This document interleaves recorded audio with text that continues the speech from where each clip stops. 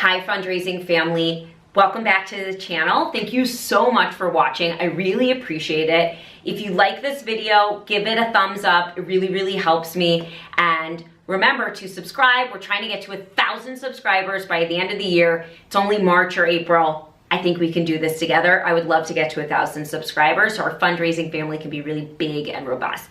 Really excited. Today we're talking about bidder's choice. It's a secret that some auctioneers, including me, use in the live auction to make things more interesting. If you want to find out what bidder's choice is, please keep watching.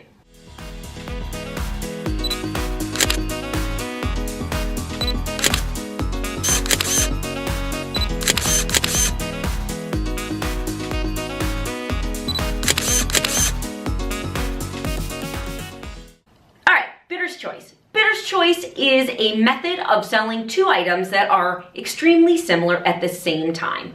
I do this as an auctioneer for a couple of reasons. Number one, it's quick and it's fast. Number two, it adds variety to the auction. And three, it helps me sell two items at once. So here's how it works. Let's say during your procurement period, you get two similar items. Let's say you get a condo in Tahoe. Tahoe is very popular where I live. I live in Northern California. We are always selling Tahoe packages. Let's say you get a condo in Tahoe for 7 nights. And then let's say you get a house, a cabin in Truckee, which is nearby to Tahoe, but not close to the ski resorts. It's a little further away. So they're similar. They're both 7 days. They're both in a similar area. They're near each other. And let's pretend both houses, the condo and the cabin, both sleep 6 people. So they're very similar. Instead of having 2 Tahoe lots in your live auction, which take up space in your program and space in your live auction, you're gonna do what's called a bidder's choice. Here's how it works, and here's how I explain it on the microphone. When I explain bidder's choice, I explain that we have 2 auction items up for sale. We have the Tahoe cabin and the Tahoe condo. They're both 7 days, they both sleep 6 people, and they're both super amazing. You can both use them in the summer and the winter. Now, the highest bidder gets their choice of the cabin or the condo. Then I will begin the bidding. Now the bidders are thinking to themselves, gee, I really want the cabin, but I don't know if the gentleman or the lady bidding against me wants the cabin or the condo. So each donor is incentivized to bid higher and bid more to get the prize, to get the item that they want. And it's a gamble here. It's a gamble on the part of the organization and on the part of the auctioneer. And I'll tell you why as we play out the situation. When I say sold to the highest placed bidder for $5,000, I walk over to the first gentleman and I say, you're my first place bidder at $5,000. Do you want the Tahoe cabin or do you want the Tahoe condo?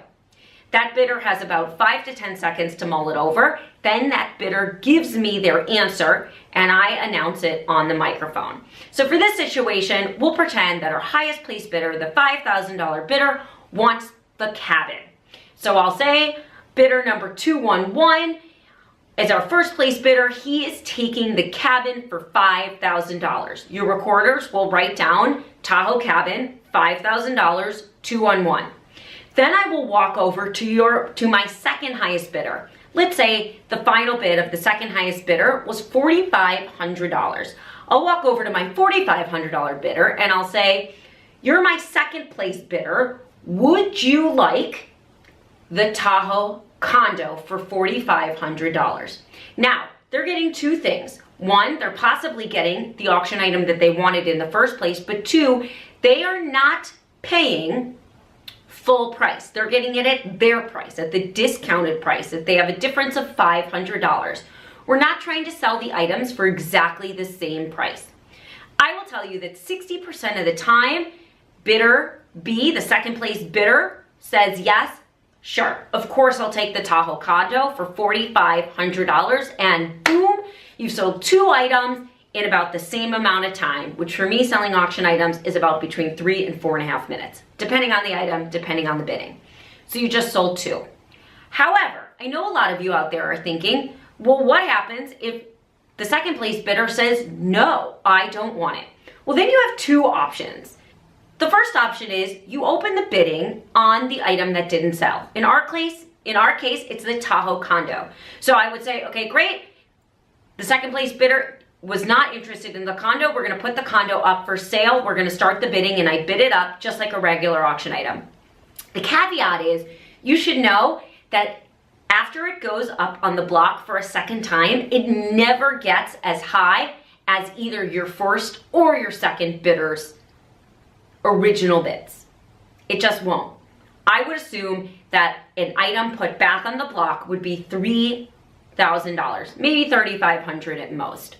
So you can sell it. Your other option is just to move on and sell it later to somebody else, or put it in a different event, use it in a raffle, it doesn't matter. Those are your 2 options for Bidder's Choice. Bidder's Choice is a great choice for organizations who have similar items and don't want to have a lengthy auction. If your auctioneer does not know about Bidder's Choice, feel free to send them this video. I'm here to help your organization raise more money so you can do the good work that you do to make our community, to make our world and our planet a better place. Thanks so much for watching. Don't forget to subscribe and give me a thumbs up. I'll see you in the next video.